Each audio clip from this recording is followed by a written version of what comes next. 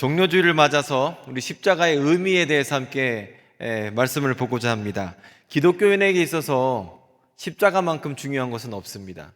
그래서 십자가의 의미를 제대로 하는 것은 예수를 바로 믿는 것이다 라고 말할 수 있고요.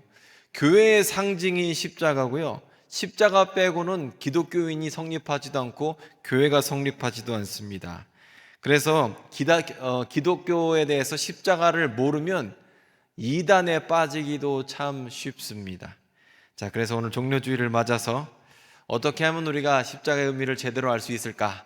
오늘 본문을 통해서 함께 보도록 하겠습니다. 자, 모든 성경은요, 목적이 있습니다. 목적이 없는 성경은 하나도 없어요.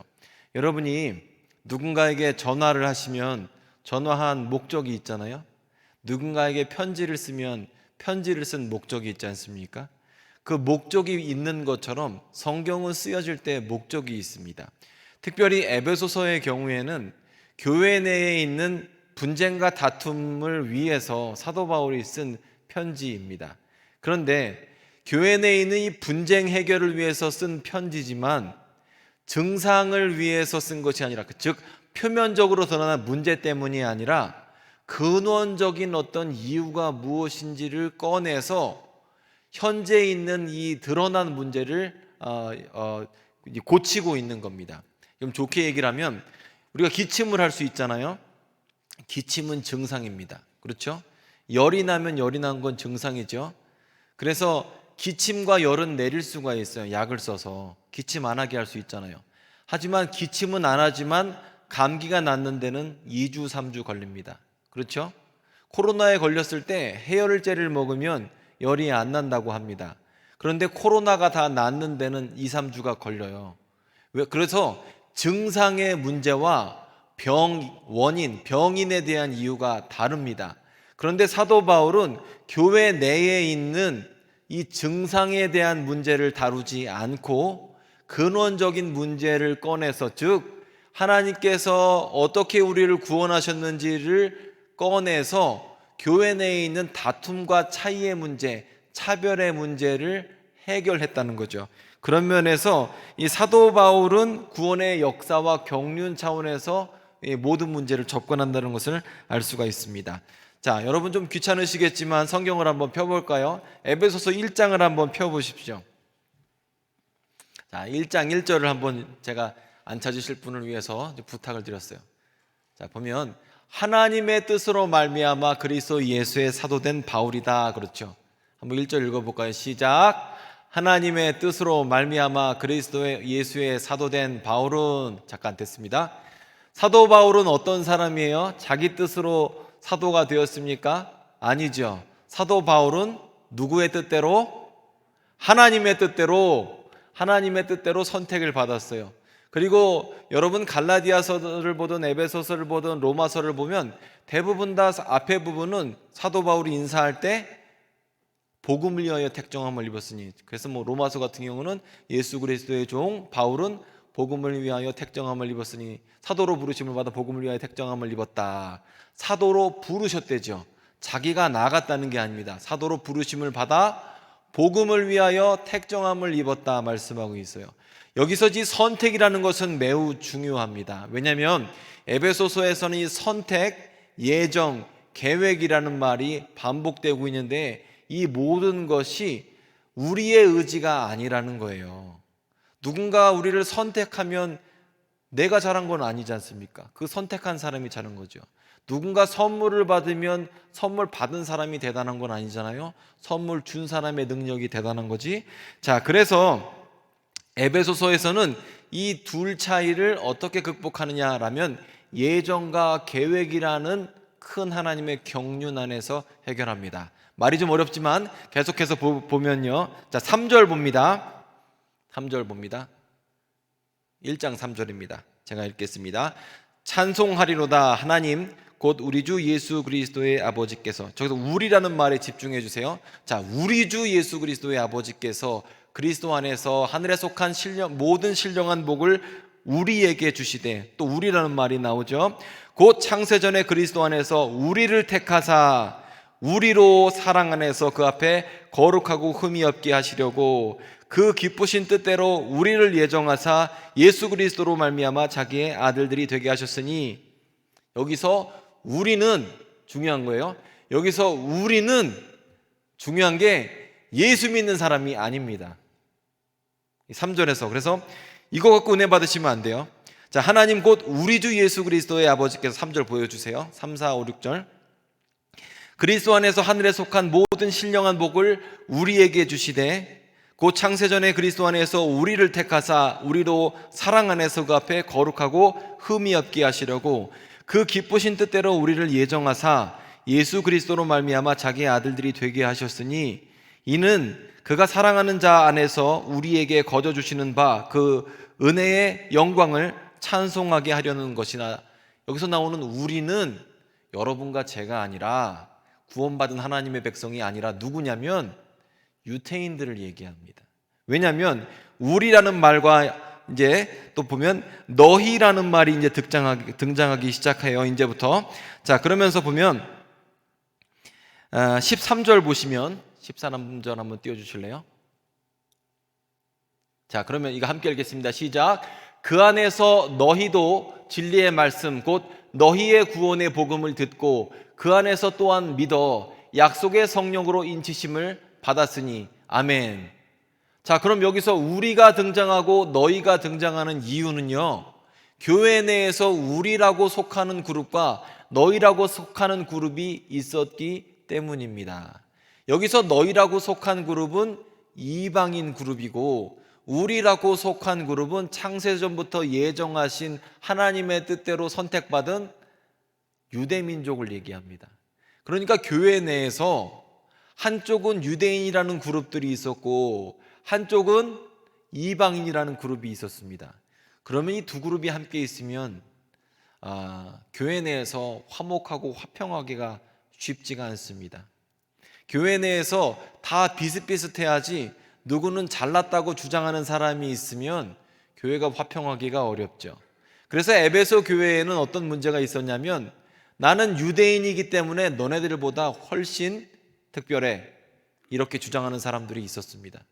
그러니까 이런 사람들을 위해서 사도 바울은 교회에 편지를 쓴 겁니다. 자, 그래서 이렇게 교회가 나뉘어져 있고 차별이 있던 상태인데, 그런데 이 가운데에서 사도 바울은 어떻게 해결을 하냐 하면 이것을 하나님의 구원의 경륜 가운데에서 해결을 합니다. 15절부터 이하 말씀을 보면, 자, 이로 말미암아 주 예수 안에서 너희가 이방인이죠. 저와 여러분은 이방인입니다. 모든 성도를 향한 사랑을 듣고 내가 기도할 때 기억하며 너희로 말미암아 감사하기를 그치지 않았다 그래요. 그리고 그 이하 말씀에서는 하나님을 찬양하는 이야기가 등장합니다. 제가 여러분에게 숙제를 내드리면요, 집에 가셔서 꼭 에베소서 1장, 2장을 반복해서 좀 읽어주시면 좋을 것 같아요. 숙제하실 분은 한번 대답을 해보죠. 아멘 한번 할까요? 숙제하실 분 아멘 한번 할까 합시다. 아멘. 네, 다 하시는 걸로 알고. 자, 그리고 하지만 선생님이 숙제 내줘도 숙제한다고 말하지만 안 하는 분들이 꽤 많았던 걸로 제가 어렸을 때 봤거든요. 숙제 꼭 하시기 바랍니다. 그런데 여기 보십시오. 2장 1절 보십시오. 그는 허물과 죄로 죽었던 누구를요? 2장 1절입니다. 너희를 살리셨도다. 허물과 죄로 죽었던 너희를 살리셨도다. 그때에 너희는 그 가운데 행하여 이 세상 풍조를 따르고 공중 권세 잡은 자를 따랐으니 곧 지금 불순종의 아들들 가운데 역사하는 영이라. 자, 예전에 너희들은 어땠습니까? 우리들은 어땠습니까? 죄와 허물로 죽었고 공중 권세 잡은 자를 쫓아 살았고 육체의 소욕대로 살았습니다. 그게 우리의 원래 모습이에요. 그런데 3절 보면 전에는 우리도 그래요. 우리가 누구라고 했죠? 유태인, 선택받았다고 잘난 척하고 있는 그룹에게 3절에 전에는 우리도 다 그 가운데에서 우리 육체의 욕심을 따라 지내며 육체와 마음이 원하는 것을 하여 다른 이들과 같이 본질상 진노의 자녀였다는 거죠. 자, 여기서 공통된 게 있습니다. 이방인과 유태인, 즉 너희와 우리의 공통점이 무엇이냐면 둘 다 진노의 자녀였다는 거죠. 죄와 허물로 죽었습니다. 하나님께서 선택하셨음에도 불구하고 본질상 진노의 자녀였고요, 하나님께서 선택하셨음에도 불구하고 죄와 허물로 공중 권세 잡은 자의 권세 아래 있었던 것이 유태인이며 또한 이방인이었다라고 사도 바울은 말씀하고 있죠. 하지만 그렇게 해서 끝나는 것이 아닙니다. 4절 보면, 4절 보십시오. 긍휼이 풍성하신 하나님이 우리를 사랑하신 그 큰 사랑으로 인하여 허물로 죽은 우리를 그리스도와 함께 살리셨고 너희는 은혜로 구원을 받은 것이라. 아멘. 자, 보십시오. 어떻게 구원을 받았습니까? 그리스도로 말미암아 구원을 받았습니다. 누가요? 유태인이. 누가요? 이방인이. 즉 이방인이나 유태인이나 모두가 다 예수 그리스도로 말미암아 구원을 받았습니다. 그러니까 하나님께서 예정하시지 않았던지 간에 유대인들에 대해서 그 사람들 역시 죄 가운데 있었고 허물과 죄로 죽어가고 있었는데, 이방인들과 동일하게 하나님께서는 예수 그리스도로 말미암아 이방인과 유대인을 살리셨다라는 겁니다. 자, 그래서 함께 일으키사 6절 말씀입니다. 그리스도 예수 안에서 함께 하늘에 앉히셨다. 자, 그러니까 여기서 보면 이방인과 유대인이 같은 점이 있어요, 없어요? 아니, 다른 점이 있어요, 없어요? 똑같은 거예요. 그래서 8절 말씀을 함께 봅니다. 8절 말씀 시작. 너희는 그 은혜에 의하여 믿음으로 말미암아 구원을 받았으니 이것은 너희에게서 난 것이 아니요 하나님의 선물이라. 아멘. 자, 그래서 유대인이 구원받은 것도 하나님의 선물이고요, 또 이방인이 구원받은 것도 하나님의 선물이니 자랑할 수가 없어요. 자, 원래 이 교회, 에베소 교회에는 자랑함이 있었습니다. 나는 유대인이라서 특별해. 너는 이방인이니까 열등해. 나는 잘났고 너는 못났어. 이렇게 생각하면서 신앙생활을 했습니다. 그런데 사도 바울은 어떻게 얘기합니까? 이방인들 너희는 허물과 죄로 죽어가고 있었고 공중 권세 잡은 자의 권세 아래에 있었는데, 우리도 본질상 진노의 자녀였는데 우리 모두 다, 너와 나 모두 다 예수 그리스도로 말미암아 구원받았고 이것이 하나님의 은혜이기 때문에 자랑할 것이 없다라고 지금 말씀하고 있습니다. 그러니까 지금 모든 것이 하나님의 은혜이지 인간적으로 잘난 것이 하나도 없다라고 말씀하고 있어요. 그래서 사도 바울은 지금 예수님 안에서 사람과 사람 사이에 있었던 벽을 다 무너뜨리는 이야기를 하고 있는 거예요. 자, 여기서 첫 번째 중요한 사실은 뭐냐면 예수님의 십자가는 사람과 사람의 막힌 담을 허물게 되어 있습니다. 우리는 이 옆 사람과 사이에서 부부지간도 마찬가지입니다. 서로 높아지려는 경향이 있어요. 아무리 친한 사람 사이 가운데서도 서로 높아지려는 그런 것이 있습니다. 그리고 구별과 차별이 있고요, 우월과 열등이라는 것 가운데 있습니다. 그런데 십자가의 권능과 그 기능은 무엇이 있냐면, 십자가는 모든 높아진 것과 교만을 낮추는 효과가 있어요. 사람과 사람, 공동체 안에서의 차별과 구별이 모두 다 없어지고 십자가 아래서 우리는 하나님의 자녀라는 그 공통된 권세를 갖게 됩니다. 우리는 사실 이 땅을 살아가면서 죄의 담을 쌓고요, 욕심의 담을 쌓고요, 교만의 담을 쌓습니다. 그런데 그것뿐만 아니라 하나님을 향해서도 높아지려고 애쓰죠. 하지만 그 높아진 욕심 가운데, 높아진 교만 가운데 우리는 이 땅 가운데에서 행복을 찾을 수가 없습니다. 하지만 예수 그리스도의 십자가 안에서 모든 벽과 담이 무너지게 되는 겁니다.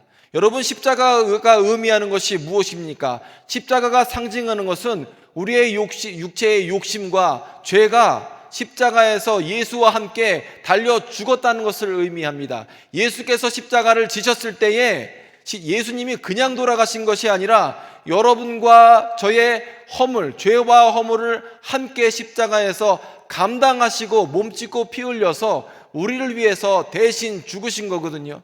이게 십자가의 핵심입니다.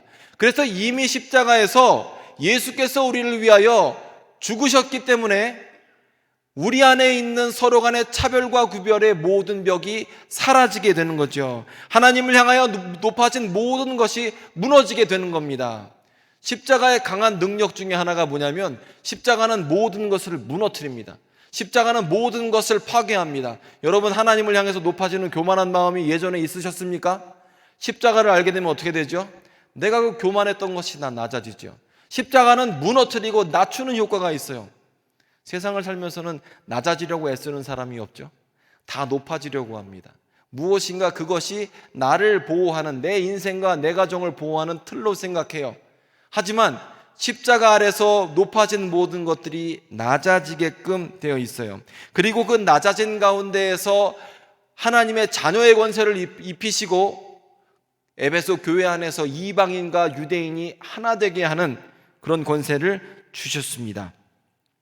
십자가 안에는 율법의 담이 무너지게 되고요, 죄악의 담이 무너집니다. 가난함의 담이 무너지고, 질병의 담이 무너지고, 저주의 담이 무너지고, 고통의 담이 무너지게끔 되어 있습니다. 십자가 안에서 모든 담과 모든 하나님을 향해 높아진 벽들이 다 무너지게끔 되어 있습니다. 자, 그래서 16절 한번 보세요. 16절 말씀 띄워주십시오. 자, 함께 읽겠습니다. 시작. 또 십자가로 이 둘을 한 몸으로 하나님과 화목하게 하려 하심이라. 원수된 것을 십자가로 소멸하시고. 아멘. 그리고 18절 보면 또 그로 말미암아 우리 둘이 한 성령 안에서 아버지께 나아감을 얻게 하려 하심이다. 그래요. 두 사람 사이 있던 벽이 다 무너지고 하나가 되어서, 즉 예수 안에서 하나가 되어서 성령 안에서 하나님께 나아가심을 얻게 되었다라고 말씀하고 있습니다. 자, 그러면 십자가가 왜 이렇게 모든 것을 파괴하고 낮추고 무너뜨립니까? 왜 십자가가 마귀의 권세를 파괴하고, 질병의 권세를 파괴하고, 차별의 권세를 파괴하고, 고통과 병과 저주의 권세를 파괴합니까? 왜 이렇게 무너뜨리는 것이 필요하고 낮추는 것이 필요합니까? 십자가에는 목적이 있거든요. 이게 낮아지고 파괴하는 것만이 목적이 아니에요. 여러분, 십자가에 생각해 보면 뭐가 있습니까? 십자가 안에서 예수님과 함께 우리의 육체가 죽어요. 우리의 죄가 죽어요. 우리의 허물이 죽어요. 우리의 저주가 죽어요. 저주가 죽었습니다. 그러면 어떻게 되죠? 십자가 다음에 뭐가 있습니까? 십자가 다음에 부활의 육체가 있죠. 여러분이 만약에 재건축을 하신다고 생각해 보십시오. 땅을 샀어요. 거기에 허름한 집 한 채가 있습니다.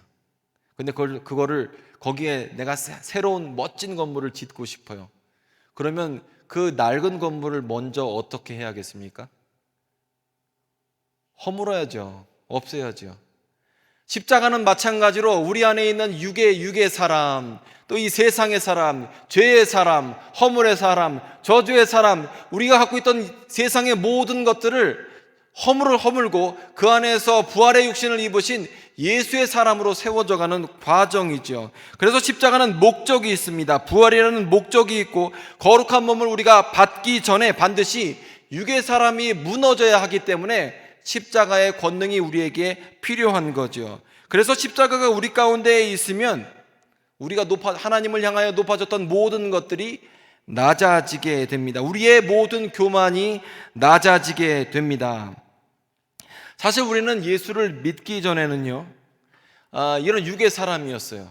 세상의 원함이 있었습니다. 자, 이스라엘 백성이 이집트를 출애굽했습니다. 그리고 광야 생활을 했어요. 그런데 광야 생활을 할 때 이스라엘 백성들이 원하는 것이 어디 있었습니까? 약속의 땅에 있었습니까? 아니면 떠나온 애굽 땅에 있었습니까? 불평의 내용들이 대부분 이거죠. 내가 애굽의 고깃가마 옆에서 있었을 때가 좋았는데, 내가 애굽에 있을 때 채소를 먹어서 좋았는데, 마늘을 먹어서 좋았는데, 지금 내가 이 광야 생활 가운데 맛이 하나도 없는 만나와 메추라기를 먹고 있다라고 불평을 하고 있죠. 이스라엘 백성의 원함은 약속의 땅에 있지 않았습니다. 애굽 땅에 있었어요. 마찬가지로 우리가 구원을 받기 전에 우리의 원함은 세상에 있어요. 영적인 것에 있지 않습니다. 여러분이 더 경건해지고 거룩해지고 하나님이 원하시는 모양으로 더 나아가게 되고 더 좋아지기보다는 오히려 세상을 꿈꾸고 더 좋은 차 타고 더 좋은 거 갖고 더 욕심부리고 더 높아지는 것을 바랬다는 거예요. 그런데 십자가 예수 그리스도의 사랑 안에서 우리의 육의 사람이 꺾어지고 우리의 육체와 우리의 육의 사람 또 세상의 사람이 십자가에 못 박혀 죽고 난 후에 우리는 어떻게 됩니까? 하나님의 거룩함을 사모하게 되고 성령을 추구하게 되고 성령 받기 위해서 애쓰고 성령 충만하기 위해서 애쓰고 또 우리가 하나님이 원하시는 것을 할 때 우리 안에 있는 성령께서 기뻐하시지 않습니까?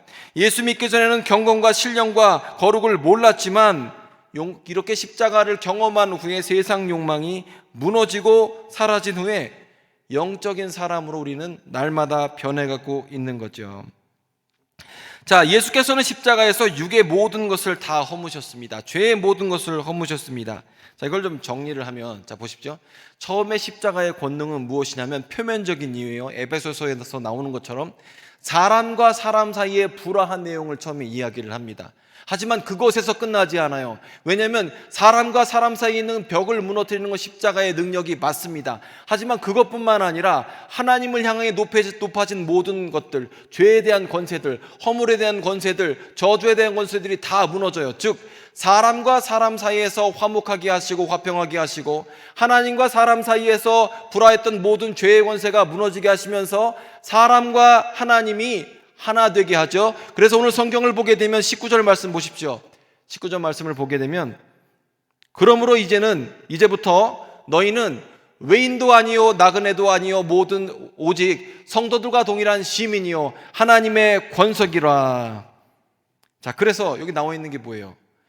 우리가 사람과도 화목할 뿐만 아니라 수평적인 화목뿐만 아니라 수직적인 화목, 무엇을 통해서요? 십자가를 통해서 우리는 외인도 아니고 나그네도 아니고 성도와 시민들이다 라고 지금 성경은 말씀하고 있습니다. 왜냐하면 십자가에서 예수께서 우리의 죄를 다 깨끗하게 하셨기 때문입니다. 우리의 육적인 모든 것을 다 지우셨기 때문입니다. 그런데 여기서 참 중요한 것이 있습니다. 뭐냐면 이 구원 사건, 십자가 사건은 철저하게 과거 사건이라는 거예요. 여러분, 우리가 믿을 때 구원을 받지만 성경을 보게 되면 이미 2000년 전에 우리가 예수님을 알기도 전에 우리를 이미 구원하셨습니다. 저주가 내가 믿을 때 끊어지는 것이지만 이미 저주는 예수님과 함께 저주는 끊어졌습니다. 우리는 항상 복음은 과거 사건이라는 거예요. 과거에 예수께서 이미 다 하셨습니다. 우리는 외인이 아니라 이미 성도고 시민입니다. 과거의 복음은 모든 것이 확정되고 다 일어났습니다. 나는 구원을 지금 받은 게 아니라 십자가에서 돌아가실 때 이미 구원을 받았습니다. 이거죠.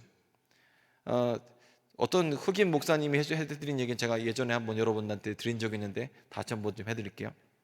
어떤 흑인 목사님이 있었어요. 그 목사님이 어떤 이단 청년한테 질문을 받았습니다. 목사님 언제 구원 받았습니까? 맨날 며칠 언제 구원 받았습니까? 그래요. 이렇게 물어봐요. 보통 그렇게 물어보면 이단입니다. 그러니까 당신이 구원을 몇 날, 몇 시, 몇 초에 언제 구원을 받았습니까? 그 구원받은 생시를 모르면 당신은 이단입니다. 당신은 구원받지 않았습니다. 이렇게 해서 이제 물어보거든요. 여러분 중에 그런 분들 없습니까? 근데 목사님이 참 지혜롭게 대답하셨어요. 어떻게 대답하셨는 줄 알아요? 난 잘 몰라. 그런데 내가 구원받은 건 2000년 전이야. 하지만 난 최근에 깨달았어. 이렇게 대답을 하셨대요. 근데 이 목사님의 말이 저는 너무나 와닿아요. 우리가 구원받은 것, 우리의 죄의 권세가 끊어진 것은 2000년 전입니다. 하지만 우리는 최근에 50년 전에 깨닫기도 하고 30년 전에 깨닫기도 하고 10년 전에 깨닫기도 하고 몇 년 전에 깨닫기도 해요. 우리가 구원받은 것은 2000년 전에 이미 결정된 사실입니다. 하지만 우리는 최근에 깨닫게 됐어요. 구원받은 것은 과거의 사건입니다. 하지만 나는 최근에 알게 되었어요. 내가 알게 된 것과 구원 사건은 별도의 사건이에요. 자, 그렇기 때문에 우리가 이미 구원을 받았다는 사실입니다. 자, 그래서 우리가 하나님과 연합된 것은 2000년 전의 사건이지 최근 사건이 아닙니다. 세 번째로, 우리가 이렇게 사람과의 담이 무너지고 하나님과의 담이 무너져서 연합체가 되고 둘이 하나가 되면 우리는 이 22절 말씀을 보십시오. 너희도 성령 안에서 하나님이 거하실 처소가 되기 위하여 그리스도 예수 안에서 함께 지어져 가느니라. 말이 참 어려운데 보십시오. 우리가 성령의 처소가 된다는 거예요. 한마디로 성령의 처소가 무슨 뜻입니까? 성령께서 우리 안에 내주하시고 동행하신다는 뜻입니다. 이건 어마어마한 의미가 있습니다. 왜냐하면 우리가 구원을 받는다는 사실을 알고 내가 우리 옆에 있는 성도, 내가 옆에 있는 남편, 옆에 있는 아내와 하나 된 것도 알겠고, 지금 내가 잘 모르지만 우리 공동체에 있는 사람과 다 하나 된 것도 알겠고, 죄의 담이 무너져서 하나님과 하나 된 것도 알아요. 하지만 우리는 순간순간의 삶의 어려움 때문에 좌절을 해요. 병에 걸려서 좌절을 하기도 하고, 낙심하기도 하고, 또 삶의 문제 때문에 우리가 절망하기도 하고, 여러 가지 문제가 우리 삶에 있어요. 우리는 우리가 갖고 있는 지식으로는 이 땅 가운데 살아갈 수가 없어요. 순간순간 절망하기가 쉬워요. 내가 시민인 것도 알아요. 저주로부터 해방된 것도 알아요. 외인이 아닌 것도 알아요. 또 성도인 것도 알아요. 보혈의 능력도 알아요. 이방인과 유대인이 하나 된 것도 알아요. 그럼에도 불구하고 좌절합니다. 하지만 여러분, 우리가 십자가를 바라보면 좌절하지 않죠? 십자가를 바라보면, 예수님을 바라보면 우리는 좌절하지 않아요. 절망이 사라져요.